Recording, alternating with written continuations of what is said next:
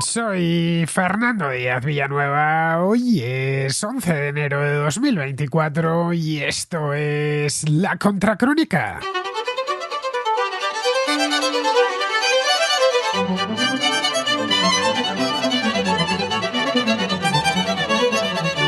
El pasado 5 de enero, un Boeing 737 MAX 9 de Alaska Airlines, que realizaba un vuelo entre Portland, en el estado de Oregón, y Los Ángeles, tuvo que regresar precipitadamente al aeropuerto de partida tras perder una de sus puertas por un error de fabricación.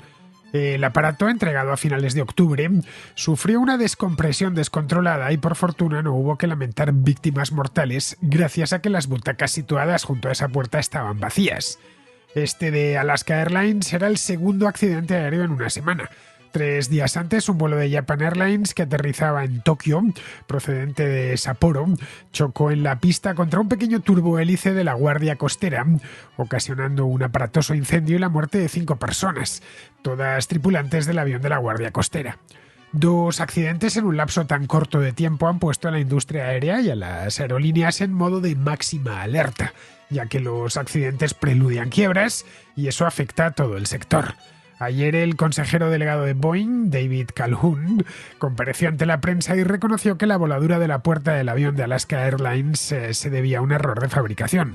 Con ello, Calhoun quería detener la sangría en bolsa. Las acciones de Boeing han bajado un 10% en solo unos días y sobre la compañía aletea la crisis del 737 MAX 8, que le costó hace solo 5 años a la compañía casi 20.000 millones de dólares y un descrédito enorme. De aquella crisis, Boeing no ha terminado de recuperarse. El MAX 8 estuvo en tierra durante año y medio tras 2 accidentes que se produjeron entre 2018 y 2019, uno en Indonesia y otro en Etiopía, que costaron la vida a 346 personas. Estos accidentes se debieron al sistema de control de vuelo, que hacía cálculos erróneos forzando caídas en picado de la aeronave. Ese sistema tuvo que ser rediseñado desde cero. Esta vez no se ha llegado tan lejos, por suerte, pero llueve sobre mojado. Por de pronto, las agencias de seguridad aérea han dejado en tierra a 170 unidades del modelo MAX 9, ya que tanto Alaska Airlines como United Airlines se han encontrado con piezas sueltas en su flota de MAX 9 cuando revisaban los aparatos en tierra. Al parecer, según los informes preliminares, la razón por la que la puerta salió volando se debió a que faltaban 4 pernos diseñados para evitar que el tapón de la puerta se salga de los topes. De confirmarse esto, Boeing tiene por delante un aprieto de primera categoría que se suma a una serie de problemas de calidad que le han ido surgiendo en varios modelos de aviones comerciales y militares en los últimos años. Boeing ha tratado de mejorar la forma en la que aborda la seguridad, la ingeniería y la producción después de los accidentes anteriores del MAX, pero a la vista está que aún les queda mucho trabajo por delante. Esta vez, eso sí, han empezado bien, han empezado reconociendo el error y poniéndose en manos a la obra, cosa que no sucedió en 2018 cuando se estrelló el avión de Lion Air matando a 189 personas. Es un buen comienzo que traerá algo de certidumbre a un sector que está sometido a muchísima presión, ya que el tráfico aéreo se ha recuperado por completo de la pandemia y es hoy más intenso que nunca.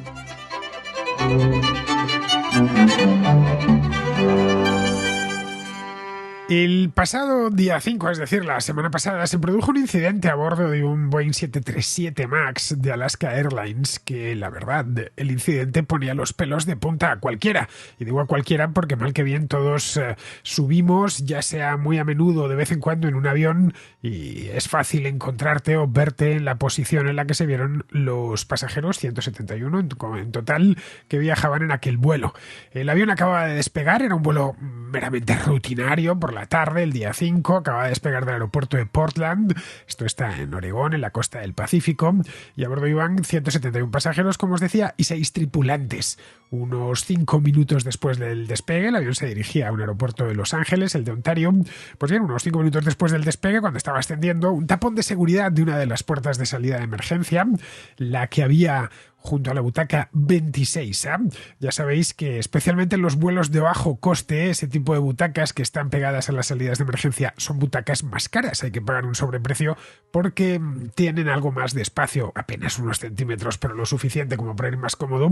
Tienen un sobreprecio precisamente por eso, porque tienen ese espacio extra. Esto, la butaca 26A está aproximadamente a mitad del fuselaje, para que nos hagamos una idea. Pues bien, este tapón se soltó, la puerta cedió, salió volando y se produjo una descompresión fuera de control. Algo que creo que hemos visto muchas veces en películas, especialmente películas de acción, que sale la puerta volando, pero claro, una cosa es verlo en una película y otra cosa vivirlo en persona, o que lo vivan otros y sepamos que ha sido algo real. El avión estaba despegando y por fortuna esa butaca no estaba ocupada, la 26A. Todos los pasajeros llevaban los cinturones de seguridad puestos porque estaban despegando. Razón de más para ponerse el cinturón de seguridad mientras el avión despega. Esa es la razón por la cual en las aerolíneas los asistentes de vuelo siempre pasan mirando las cinturas de todo el mundo por si acaso sucede pues esto que sucedió en este vuelo. Y la aeronave estaba ya ascendiendo, ya cuando está a eso de 10-11.000 metros, pues el piloto apaga la señal de los cinturones de seguridad y la gente ya anda más libre, puede ir al servicio, levantarse, etc.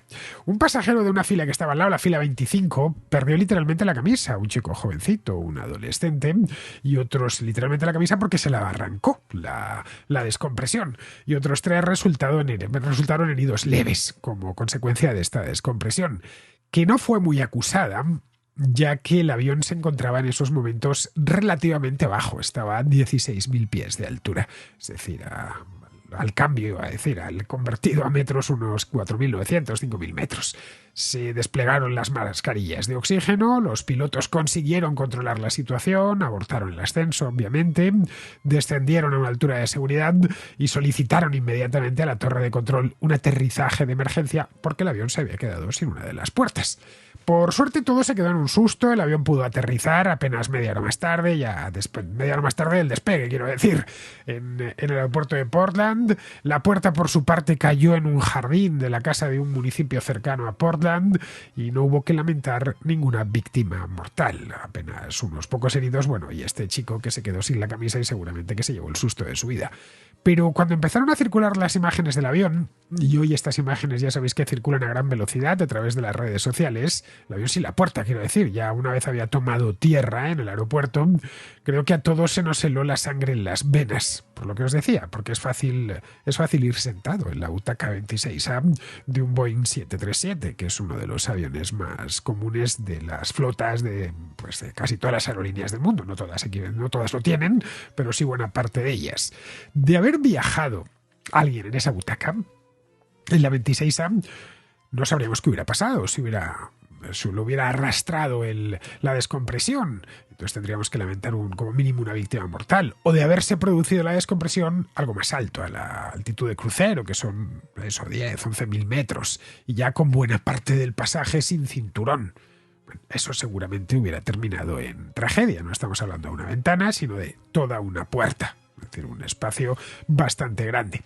Este de Oregón, que tanto nos llamó la atención hace solo unos días, no era el primer incidente o accidente aéreo del año. El día 2 de enero acabamos de empezar, poco antes de las 6 de la tarde, hora local de Tokio, un Airbus 350 de Japan Airlines con 367 pasajeros a bordo y 12 tripulantes, es decir, iba prácticamente lleno, chocó al aterrizar en el aeropuerto de Haneda, en Tokio, contra un turbohélice más pequeño, un de Havilland Dash 8 de la Guardia Costera japonesa. Esto sucedió de noche. Bueno, ambos accidentes sucedieron de noche porque tanto Tokio como Portland están en el hemisferio norte y a eso de las 5 o las 6 de la tarde, pues en ambos sitios ya si no es de noche, pues está anocheciendo. De que las imágenes que tengamos del accidente de Tokio sean todas, lo que se ve y mucho además es el fuego. El Dash 8 al parecer estaba a punto de despegar para transportar unos suministros a los afectados por un terremoto que había tenido lugar un día antes, el día de Año Nuevo, en una prefectura costera del mar de Japón. La típica noticia de Japón que evidentemente no había llegado a otro sitio, un pequeño terremoto en esa zona, y se iba este avión de rescate de la Guardia Costera a llevar una serie de suministros como medicinas, etcétera. Evidentemente ya no los pudo llegar. A bordo del Airbus 350 no murió nadie, pero 5 de los 6 tripulantes del Dash 8 de la Guardia Costera sí que murieron. El accidente de Tokio, aunque no especialmente mortífero, han muerto solo 5 personas, podría haber sido una tragedia tremenda. Sí que fue muy aparatoso, por lo que os decía, por esa cantidad de fuego que hubo, porque hubo un incendio. Las imágenes que posteriormente se difundieron, se veía perfectamente imágenes de vídeo tomadas desde la terminal, porque en este caso el accidente se produjo en la misma pista. Se ve perfectamente cómo el Airbus se transforma en una bola de fuego. El Airbus 350 no es un avión precisamente pequeño, es de los Airbus grandes, además de los más modernos, estos hechos ya de fibra de carbono. Por suerte, la tripulación de Japan Airlines actuó de forma muy profesional, muy diligente, y consiguió evacuar el avión en unos minutos a través de los toboganes inflables, estos que se ven en los vídeos de seguridad que a veces te ponen en los aviones. El comandante naturalmente fue el último en abandonar la aeronave siniestrada, como debe de ser en estas circunstancias.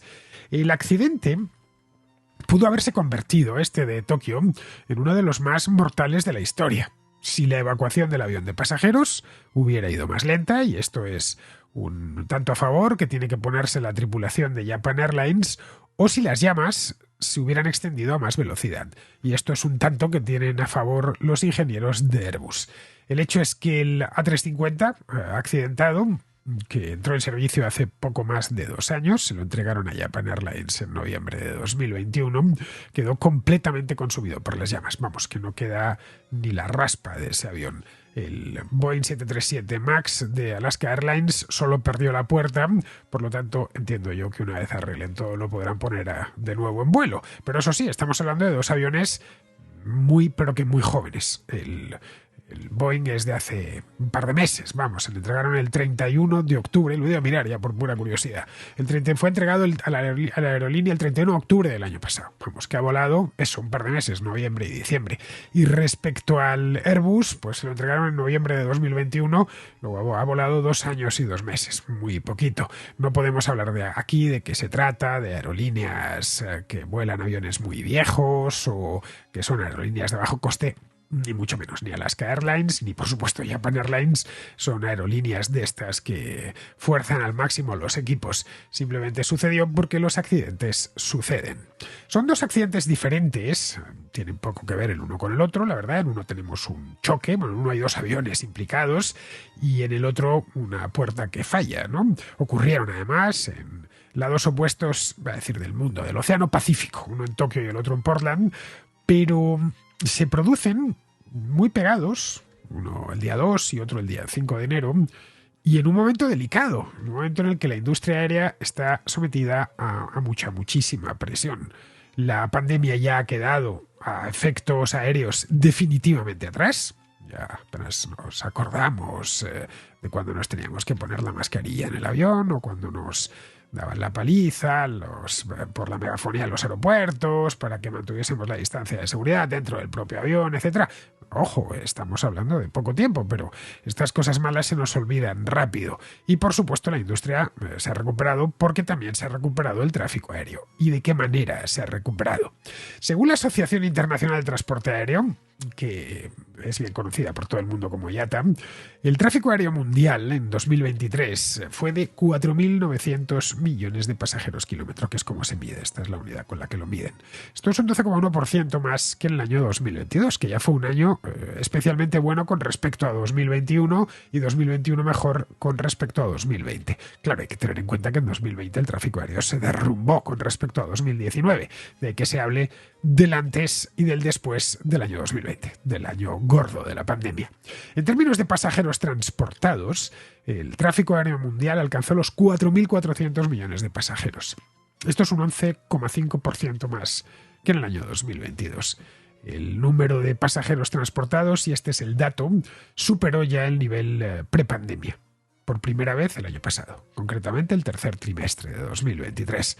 El transporte de carga también registró el año pasado un crecimiento significativo, con un aumento del 12,6%.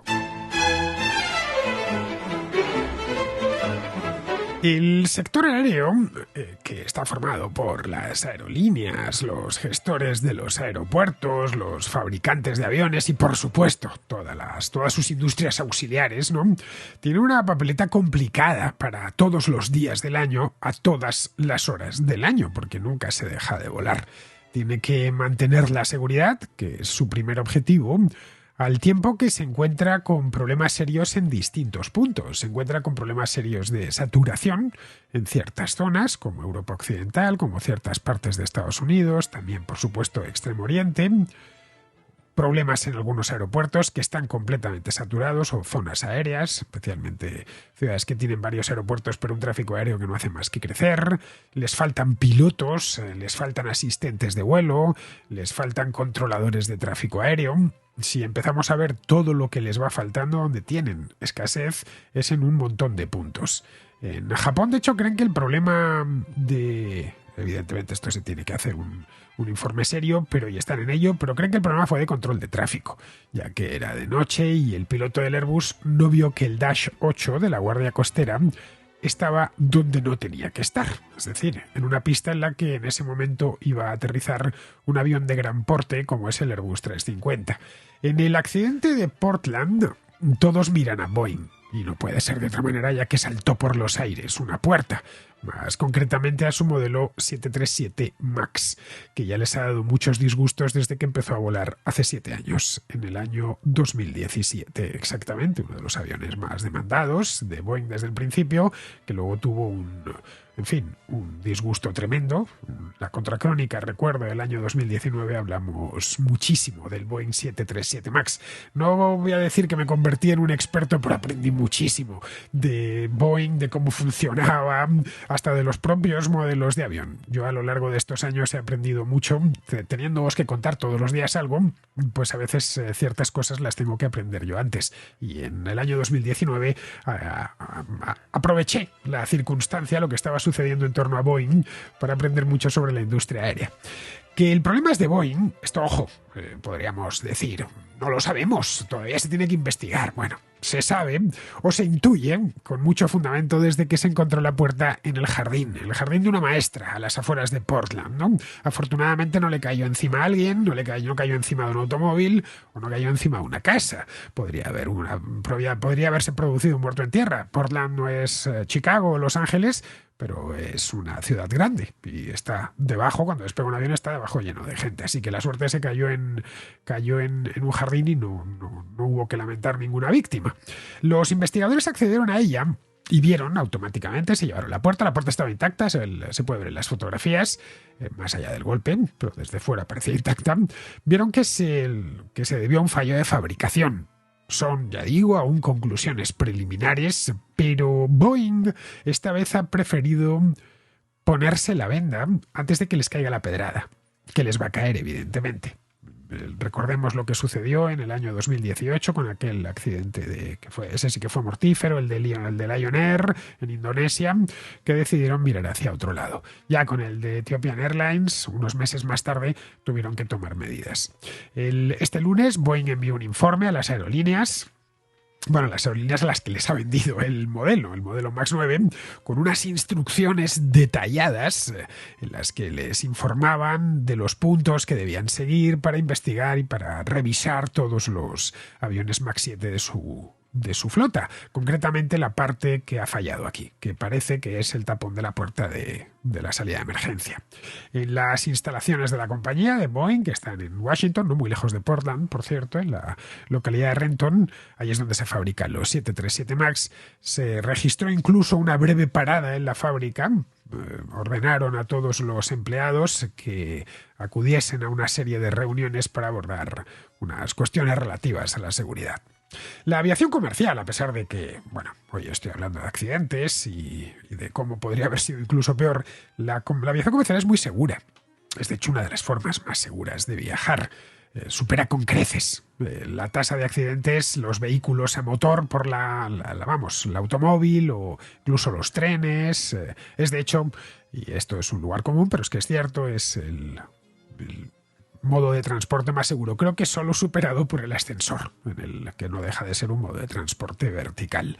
Las tasas mundiales de accidentes en 2022 estaban por debajo de los niveles de antes de la pandemia, pero habían aumentado, obviamente, habían aumentado un 14% con respecto al año 2021. Entre 2013 y 2022, la tasa de accidentes cayó casi un 17%. De 3,9 por millón de vuelos a 3,25. Estos son unos datos, hay datos para todo en este mundo nuestro. La OACI, que es la Organización de Aviación Civil Internacional, hace esta estadística y es la que nos da, por lo menos la que me ha dado a mí la cifra. Esta disminución de accidentes, especialmente en los años 2020, 2021 y 2022, se debe a que la industria está, y en los años previos también, evidentemente. En los últimos años se debe más a la pandemia, pero en los años previos, el año 2013, 2015, 2016, a que es una industria focalizada en la seguridad. Es importantísima para todos los actores de la industria. Todo está centrado en eso. Desde los procesos de control que gestionan el movimiento de los aviones en las pistas y, por supuesto, naturalmente en el cielo, hasta las regulaciones muy estrictas que señalan casi el tamaño de cada tuerca, de cada perno que se instala en un avión comercial, y pasando naturalmente por la formación que reciben los controladores aéreos, los pilotos, y en general todo el personal involucrado en este sector, hasta el que carga las maletas en el avión, recibe una formación específica. Los datos anuales de la OACI para 2023 no se han publicado aún, yo por lo menos no los he encontrado. Igual los han publicado, aunque dudo que los hayan publicado porque es pronto, estamos todavía 11 de enero. Pero los registros que mantiene un centro llamado Centro de Evaluación de Accidentes de Aviones, que es para aviones de más de 19 plazas, entran todos los comerciales, no entrarían algunos de los privados. Estos tienen la sede en Hamburgo. Estos datos de este centro muestran que el número total de casos, no voy a hablar de accidentes porque no miran solo los accidentes, sino los casos, desde los incidentes más pequeños hasta accidentes fatales, fue de 1.033 el año pasado. Esto es algo más que el promedio anual de los últimos 10 años, que es de 869. La pandemia hizo bajar mucho esa cifra, como os decía antes, porque uno de los sectores más afectados fue el de la aviación comercial. Recordad aquellas contracrónicas que hacía en marzo, abril, mayo del año 2020, ¿no?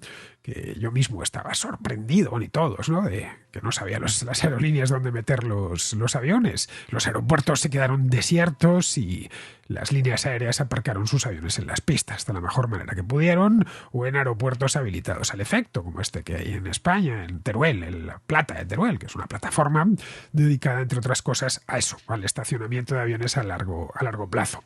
Las fábricas, entre tanto, trabajaron a medio gas durante todo este tiempo porque los pedidos también descendieron. Una línea aérea cualquiera, X, que había pedido 20 aviones de tal modelo, pues viendo la que se venía encima, no se sabía en aquel entonces cuánto iba a durar la pandemia, si iba a ser cosa de un año, de 2 o de 10, pues automáticamente cancelaron pedidos. Esto supuso que durante más de un año se voló muy poco. Se despidió a millones de personas en lo que podría ser la mayor campaña de reducción de personal jamás realizada en la industria de la aviación en toda su historia. En la segunda mitad del año 2021, el tráfico empezó a recuperarse. Al principio de forma tímida y luego ya con más decisión. En 2022 creció con fuerza y el año pasado, como os acabo de decir, superó a 2019. Esta recuperación, que ha sido muy rápida, ha obligado a contratar a millones de personas en todos los eslabones de la cadena. Pilotos, azafatas, especialistas en mantenimiento, controladores de tráfico aéreo, ingenieros, operarios en las fábricas de aviones y un largo etcétera. Desde hace 2 años, las aerolíneas, las empresas aeroportuarias, las de asistencia en tierra, las fábricas de aviones se quejan porque no encuentran suficiente personal. Esta industria no puede emplear a cualquiera. Prácticamente todos los empleos que ofrece son para personal o cualificado o muy cualificado, por lo que es personal difícil de sustituir y también difícil de encontrar y de contratar. Es decir, tenemos por un lado un tráfico aéreo en continuo incremento y por otro lado falta de personal contratable. La pérdida de trabajadores experimentados se debe no solo a los despidos de la pandemia, también al hecho de que el trabajo en este sector, la mayor parte de trabajos en este sector, Son trabajos muy sacrificados, son trabajos que no suelen conocer horarios, que suelen ser muy exigentes, por lo general estresantes. Los trabajadores de aerolíneas o de aeropuertos que perdieron su empleo en 2020, muchos de ellos se han reempleado, se reemplearon después en otros sectores y no quieren volver. A eso se junta también que faltan pilotos. Se están jubilando muchos, lo de los pilotos ya sabéis que es un oficio vocacional la mayor parte de las veces. Se están jubilando muchos y no hay reemplazo. Formar un piloto lleva años. Más aún uno debidamente cualificado no para llevar a avionetas Pilatus, sino para pilotar grandes aeronaves como el 737 MAX de Portland o el Airbus 350 de Tokio. Entre los fabricantes también tienen problemas. Los dos grandes del mundo, que son Boeing y Airbus, registran en estos momentos récords en su cartera de pedidos. Pero no pueden atenderlos con rapidez porque sus instalaciones no dan abasto. Llevan así un par de años tras los recortes de producción del año 2020-2021. Ambas empresas se lamentan de que no pueden fabricar aviones lo suficientemente rápido para satisfacer la demanda de las aerolíneas. En Boeing, además, el problema es por duplicado. Se junta el cuello de botella de los pedidos, que ya de por sí son muchos y la capacidad que tienen es la que tienen, con problemas de calidad. En 2022 la FAA detuvo las entregas del 787, el Dreamliner, que es uno de los aviones más vendidos de la empresa, porque se habían presentado fallos varias veces, se habían detectado en los sistemas de control de calidad. Con el MAX la cosa es aún peor.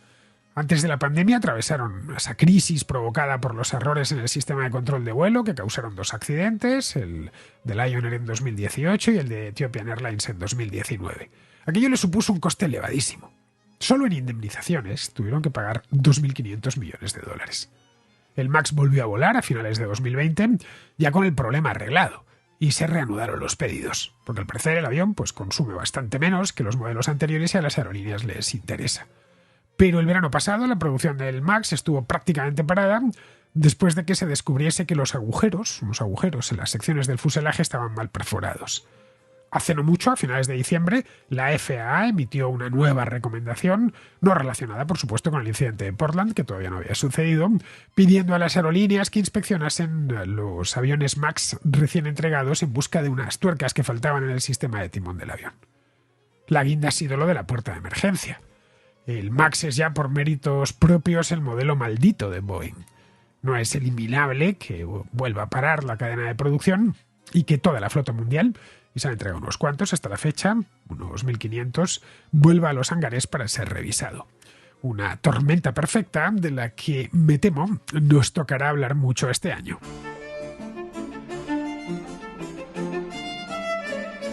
Vamos con la contrarréplica. Empezamos con Jorge de Sevilla, que a raíz del programa del otro día, de los vehículos eléctricos, nos habla de los combustibles sintéticos. Un feliz año a ti y a todos los contraescuchas y darte la enhorabuena por todo tu trabajo y espero que continúes así pues, por muchísimo tiempo. Esta llamada de voz va dirigida a ti con respecto al programa que has emitido del coche eléctrico y de la situación de cómo la industria china lidera y maneja toda la cadena de producción. Hay una cuestión en todo este tema de la descarbonización, ¿verdad?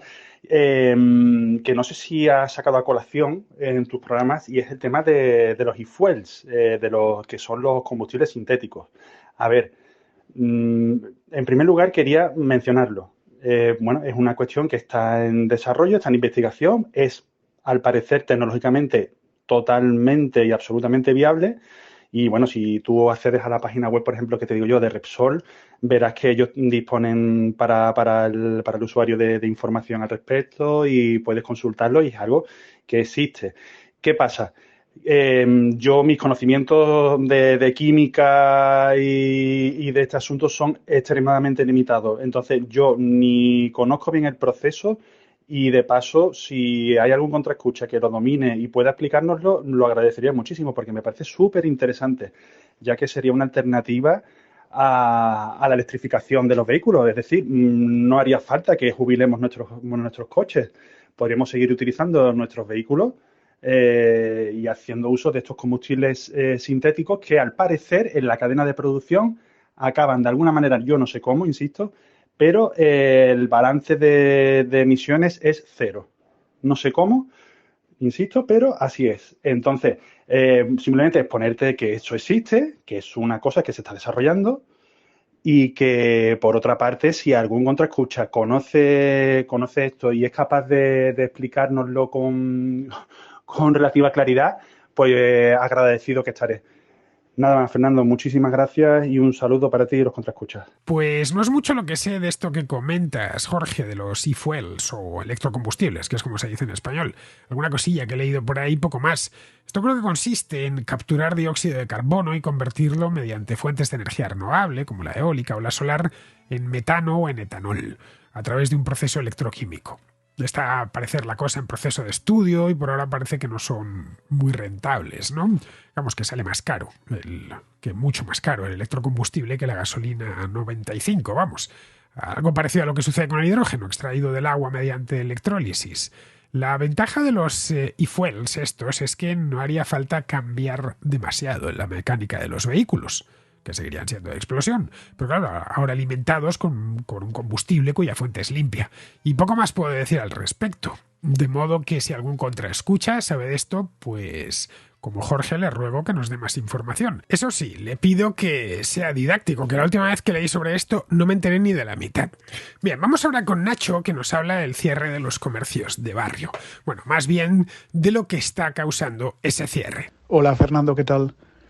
Mira, bueno, primero de todo felicitarte el año y desear que sigas igual de bien que hasta ahora y que tu programa siga con el éxito que ha tenido hasta ahora. Y bueno, te mando esta nota de voz porque estaba viendo las noticias ahora, concretamente en La Sexta, que evidentemente ya sabemos todos el sesgo que tiene La Sexta y cómo da las noticias en este país. Pero me ha llamado muchísimo la atención porque estaban hablando de por qué cerraban muchísimas tiendas de barrio, ¿no? Entonces la noticia se centraba en esto, en cómo estaban aumentando el número de tiendas que se vaciaban, de locales que se quedaban para alquiler, por tiendas que cerraban en los barrios.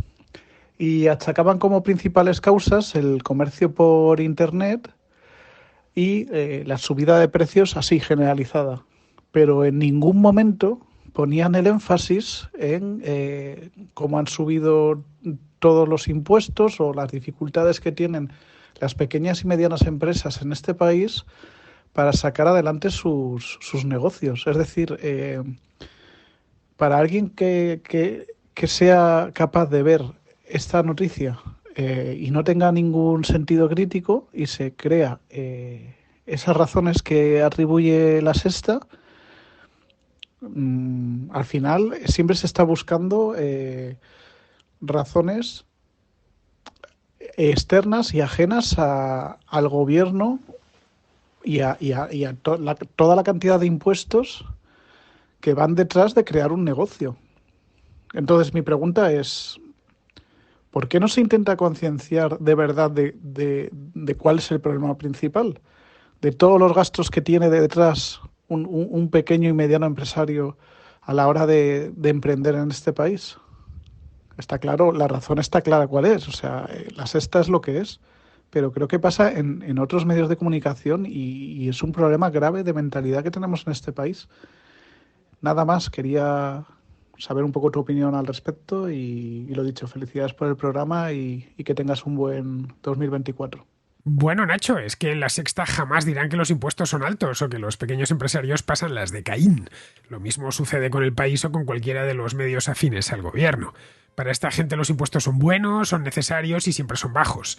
No es el tema fiscal, algo que les interese demasiado, salvo para decir que en España los ricos no pagan impuestos, las energéticas pagan menos de lo que les corresponde, lo mismo con los bancos o las tecnológicas.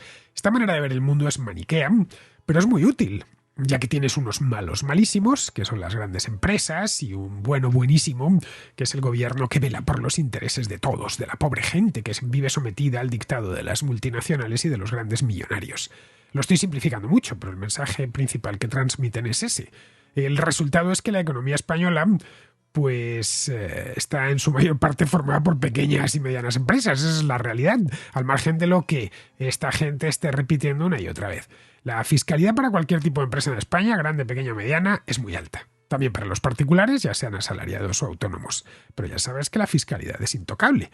Ten en cuenta que una parte nada despreciable de esos medios siguen siendo viables económicamente porque reciben publicidad institucional. Y además, en el caso de La Sexta, les gusta estar cerca del gobierno. Con ese tema no quieren ni bromear. El planteamiento es siempre el mismo. Confunden un derecho con una necesidad y sobre esa necesidad piden dinero. Ese dinero tiene que salir del presupuesto, y el presupuesto se nutre o de los impuestos o de la deuda. De la deuda no suelen hablar, y solo lo hacen cuando los tipos de interés de la misma suben mucho, y por supuesto la culpa es de los acreedores. De los impuestos sí que les gusta hablar, pero para decir que son bajos y que hay mucho defraudador. ¿Se acuerdan de las pequeñas empresas en todo este relato? Obviamente no. No les interesa en lo más mínimo. Respecto a esto que dices, que estos comercios cierran a pesar de que es gente común y corriente, que no estamos hablando de Repsol, ni de Telefónica, ni siquiera de, no sé, de las grandes tecnológicas de Silicon Valley. Son simplemente pequeños comercios y que cierran, pero cierran por varias causas, no solo por una. Normalmente medios como La Sexta o El País suelen decir, no, esto es culpa de Amazon, que es muy mala, ¿no? Sin duda es imposible mantener o muy difícil mantener una empresa con los impuestos que hay, la cantidad de regulaciones. Muy difícil tener 1, 2 o 3 empleados. Los impuestos son altos, la regulación es asfixiante, los costes laborales son elevadísimos en España. Contratar a una persona para trabajar en una tienda, donde sea, es realmente caro porque aunque el empleado luego no se lleve mucho dinero a su casa, el coste de ese puesto de trabajo para el empresario es altísimo. Esto en ningún momento se lo plantean. Pero necesitan buscar culpables. ¿Y quién mejor que Amazon? Una multinacional a la que odian especialmente, pero curiosamente de la que luego la mayor parte de ellos son clientes. Algo parecido le sucede con estas empresas que han crecido mucho en los últimos años, como Uber o Cabify o Globo. Al gobierno que tenemos no le gustan las empresas. Esa es la verdad. No le gustan los empresarios, no le gusta la gente que emprende, y como al gobierno no le gustan, pues a los periodistas que sirven a ese gobierno tampoco les gustan. Es tan simple y tan triste como eso. Bien, seguimos con Luis, que es de Valladolid, pero vive en Italia. Luis no podrá venir hoy a las Cortes de Castilla y León, donde Alberto Garín y yo vamos a hacer una contrahistoria en directo sobre el protestantismo en España en el siglo XVI, porque está en el extranjero. Pues nada, Luis nos habla del protestantismo en España hoy. Oye, una pena no poder estar en vuestra contracrónica directa que vais a hacer en Valladolid. Es una pena, habéis elegido cuando no estoy poder ir a veros, ya sabes, vivo fuera y es lo que pasa. No, además el tema es interesantísimo. Valladolid, que Valladolid fuera un núcleo importante del protestantismo en España, es algo que siempre me ha llamado a mí la atención. Además siempre me llamó la atención en el sentido de que Valladolid, yo iba a un colegio público del centro, en el que había mucho protestante. Más de lo que me podía esperar yo de siempre, ¿no? Y había mucho protestante en el sentido de que no eran gente que hubiera conocido a estos del séptimo cielo o a los de la revista Atalaya, que es los que te van a casa a contarte las bondades de su religión. No me vienen... sí, los testigos de Jehová. Sino de gente que siempre lo habían sido y que siempre lo habían sido incluso en secreto. Toda su familia en el pasado y durante el presente, como que se hubiera mantenido esa tradición protestante. No eran tampoco gitanos, que eran los que más han hecho tirar hacia adelante el protestantismo en España durante los últimos 40 años. Sino gente que no pensarías que fuera protestante. O sea, yo siempre me llevo muy bien con ellos y no sé, me llama la atención, ¿no? Y eran bastantes, ya te digo, que es como que se ha mantenido eso, y sé de algunos pueblos donde sí que ciertos apellidos se han mantenido y como que no se hubiera perdido ese aura de protestantismo que hubiera en Valladolid en aquellos años. En cuanto al libro del hereje, por desgracia, yo siendo de Valladolid creo que soy el único al que no le debió de gustar. Creo que tenía muchas expectativas y al final cuando te lo cuentan con tantas expectativas, al final no llegas no llegas a que te guste tanto como al resto de personas. Pero sí, es muy bueno, es ver que todos los hechos que han pasado, pues donde has jugado toda tu vida, en San Pablo, en la zona de San Miguel y todo eso. Además hay una calle, si no recuerdo mal, el señor Doctor Cazalla, que si no recuerdo mal era una de las personas más protestantes, más importantes dentro de España. Es la calle que va desde la parte de atrás de San Benito, que sería el Museo de Arte Moderno, hasta la Plaza de San Miguel, que por cierto es el centro de Valladolid, donde empezó realmente Valladolid. Y San Benito es el antiguo Alcázar y todo eso, pero sería justo ahí en esa calle, el Doctor Cazalle, muy cerca de San Pablo también, si tiras por la calle León. Eh, lo dicho, es una cosa que me gusta del libro, que eso de poder ver todo lo que hay alrededor de tu ciudad, pero bueno, no creo que debo de ser el único vallisoletano al que no le ha gustado. También hay otra cosa interesante, ¿no? Se hacen guías turísticas del libro en la ciudad. No recuerdo si son todos los domingos, pero sí que sé que les van paseando y, pues, oye, mira, cada vez que iba al instituto podía ver en la calle, en algunas calles, pues esto es el recorrido del hereje, ¿no? Y se ponían ahí porque tiene una serie de señales, las verás tú cuando pases por ahí.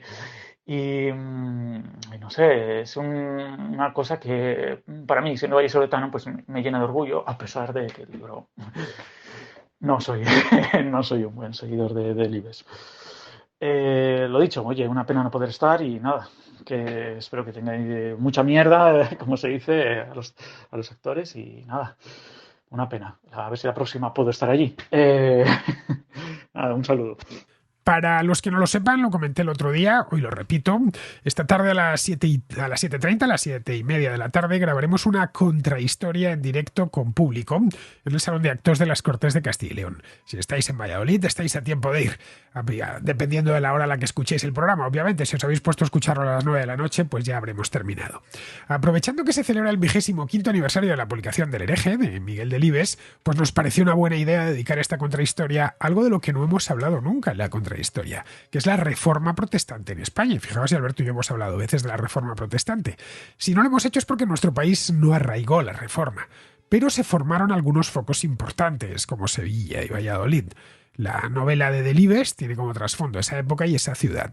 Delibes crea un personaje llamado Cipriano Salcedo, que se convierte al protestantismo tras un viaje a Alemania y decide unirse a otros que han hecho lo mismo en Valladolid.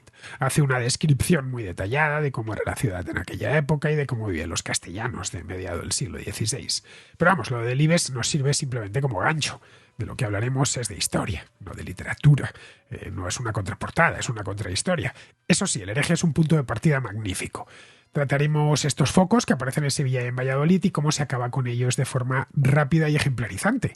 A partir de ese momento, el protestantismo en España desaparece durante más de 2 siglos. A mediados del siglo XVII, Europa ya quedó dividida por una frontera religiosa y España, como Austria, Italia o Francia, quedan en el lado católico. La Reforma ya en el siglo XVII, además, se percibe como una fuente de problemas, de dolores de cabeza, de discordia, de guerras. Se conoce ya de primera mano lo que ha pasado en Flandes y en Alemania, que se desangran en varias décadas de guerra civil con un trasfondo religioso. Nadie quiere que eso mismo pase en España, así que el asunto se va olvidando. Ya en el siglo XIX, coincidiendo con las reformas liberales de la época de Isabel II, empiezan a aparecer pequeñas comunidades protestantes en algunos puntos de España. Esas básicamente ciudades. Esas comunidades no son muy grandes porque en la segunda mitad del XIX la religión deja de tener la importancia que había tenido anteriormente. La Constitución de 1876, la de la Restauración, ya admite la libertad de culto, pero tenía que ser en privado. Estaba prohibida cualquier manifestación pública de culto que no fuese católica. Con la República se permite ya el culto público de otras religiones, pero la República no fue especialmente favorable al cristianismo, así he dicho en general, y además duró poco. Con Franco se volvió en líneas generales a lo de 1876. No se molestaba a los protestantes si celebraban misas en privado, pero no podían rendir culto en público. Ese cúmulo de razones motivó que el número de protestantes en España siempre fuese muy limitado. Había pocas conversiones y los conversos eran muy discretos. Ya con la Constitución del 78, y la ley de libertad religiosa del año 80, las iglesias protestantes empezaron a ganar adeptos. Pero no sucedió lo de Hispanoamérica, donde en los últimos 50 años se ha producido una conversión masiva. En algunos países la mitad de la población, o casi, ya es protestante. En España la mayor parte de los católicos que perdían la fe no la sustituían por otra, pasaban directamente al agnosticismo o al ateísmo. Aún así, el protestantismo sí ha crecido en el último cuarto de siglo en España, pero más de la mano de los inmigrantes, especialmente de los que vienen de América. Ahora hay muchas iglesias protestantes, en Madrid un montón de ellas. Hay una cerca de mi casa, vamos, en la calle paralela, y a las horas de culto, por lo que he visto, entran básicamente hispanoamericanos. Hoy la comunidad protestante es bastante grande, mucho más grande que hace un siglo, pero vamos, no sabría decir el número exacto. Pero bueno, ya sabes que la religión hoy tiene poco peso en la vida social, desde luego mucho menos que a mediados del siglo XVI. Bien, pues vamos a terminar, vamos con Pizarro, que nos habla de los vehículos eléctricos chinos. Los vehículos eléctricos chinos son posibles gracias a las subvenciones e improbables gracias a los aranceles. Un mercado tan intervenido no va al ritmo de los intereses de los consumidores, sino de los políticos. Los vehículos eléctricos chinos son una expresión de la política china. Trampas y sonrisas. Los gravámenes europeos son una expresión de la política de la Unión Europea. Ineptitud y castigo. Un cordial saludo de Pizarro. Y hasta aquí, queridos amigos, llega la contracrónica de hoy, 11 de enero. Mañana tenemos contrahistoria en directo, en vivo y en directo y con público en Valladolid, pero esa contrahistoria, los contraescuchas, que no vayáis a Valladolid, la disfrutaréis de ella la semana próxima. La contrahistoria de mañana no será sobre eso, yo ya he previsto, para que no faltase, he previsto grabar una, la grabé de hecho hace 2 días, y hablaremos de la Guerra del Arauco. Me he traído a un doctor en Historia América de Sevilla, un tipo estupendo llamado Carlos Cardoso, así que mañana tendremos los contraescuchas. Habrá contraescuchas vallisoletanos que puedan escuchar las dos, una en directo, la de la Reforma en España, y otra ya a las 12:30 de la noche, la de la Guerra del Arauco en Chile en el siglo XVII. Así que, bueno, 16 y 17 se solapan un poco en la época. Bien, los que vengáis por aquí, ya sea YouTube o iVoox, que sepáis que tenemos una contrahistoria de tema chileno, de tema americano. La semana próxima ya pasaré por aquí, me habrá dado tiempo a editarla, obviamente. Pasaré por aquí la que grabamos en Valladolid.